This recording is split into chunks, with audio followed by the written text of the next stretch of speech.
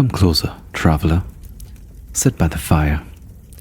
Let me tell you a story, not of kings or heroes, but of a small seed with a mighty shadow.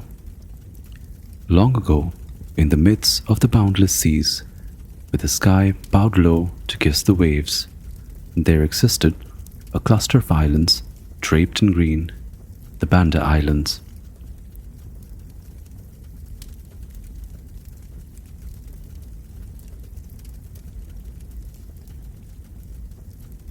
Hidden from the gaze of the world, they thrived in gentle harmony. Birds sang lullabies to the dawn, trees whispered to each other in the wind, and the soil carried the memory of 1,000 rains. Among these trees grew one that bore a golden fruit, cradling within it a seed unlike any other. Nutmeg, warm, fragrant, mysterious. It filled the air with a scent that was both comfort and seduction. For the islanders, it was a sacred gift, used in rituals, in food, in healing.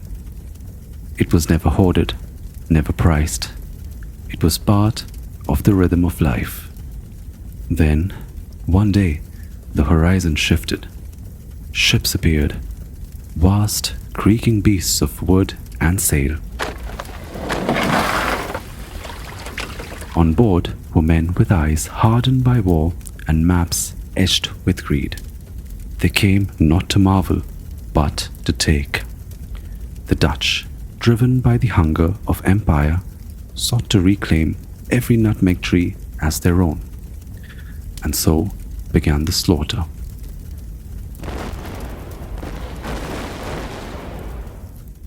An island of harmony was silenced in screams. Entire communities were wiped out in the name of spice. Nutmeg, the sacred seed, became stained with blood. This was the birth of the curse, not of magic or malice, but of a violent worldview that saw only wealth where there had once been wonder.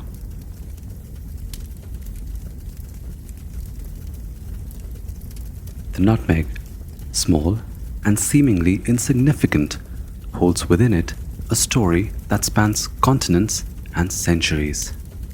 For centuries, the seed was just another gift of the forest, cradled in fruit, scattered by birds, blessed by wind and sun. These nutmeg, including other spices from the area, were known for their antimicrobial properties, food preservation, and health benefits. Medieval Europe was obsessed with Indonesian spices as it helped preserve food and add flavors to its cuisine. In 1512, the Portuguese began trading nutmeg, followed by the Dutch and British.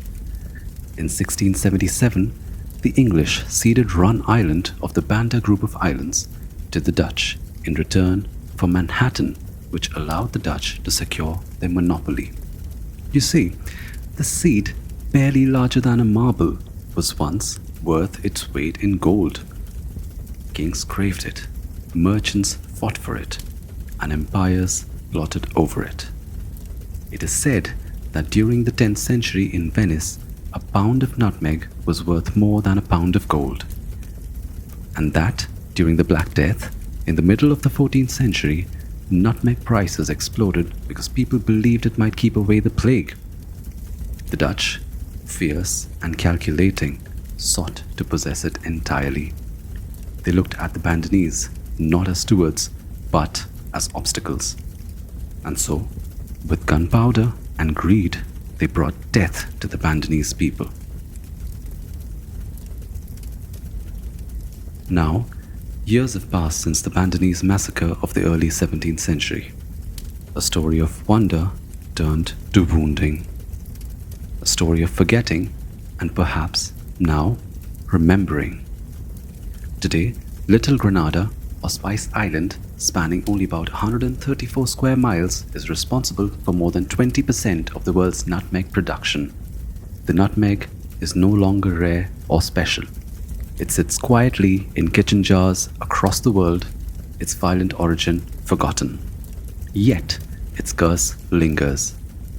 For this, dear listener, was no isolated cruelty. It was the beginning of something far greater and far more terrible. Forests were felled not with reverence, but with calculation. Rivers were dammed and drained. Mountains were carved open for the metals in their bones. The song of the earth was muffled by the din of machines. This transformation was named progress. It wore the robes of science, of reason, of industry. It built cities, laid railroads, invented wealth. But behind it all was a darker logic, one that valued growth above balance, domination above coexistence. In all this frenzy, we forgot something ancient, that the earth breathes. You see, the curse was never the seed itself. The curse was the forgetting that the earth is alive, that we are part of it, that taking without asking comes at a cost. Why, you ask? Because that old curse, the one born of the nutmeg, was never just about spice. It was about a way of seeing, a belief that the world is a dead thing waiting to be used, that nature has no voice, no spirit, no will. The curse has now evolved. It now wears the face of climate change, of inequality, of ecological collapse. But its roots are the same. The ancient belief that the earth was mute and man was master. You see, the climate crisis is not merely about carbon. It is about conquest, about centuries of extraction, of bodies, lands, and meaning. It is about who gets to speak for the earth and who is told to stay quiet. But even curses can be broken. If we choose to listen again to the whispers of wind, the murmur of soil, to the stories of the silenced, then we may yet heal. We may yet plant new seeds, not just in earth, but in imagination. And in doing so, the tale of the nutmeg may no longer be a tragedy.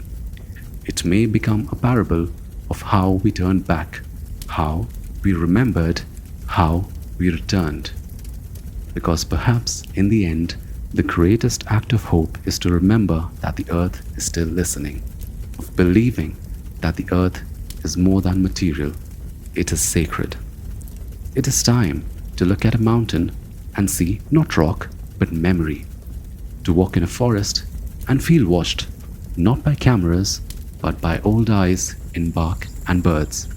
To plant, not just for harvest, but for relationship.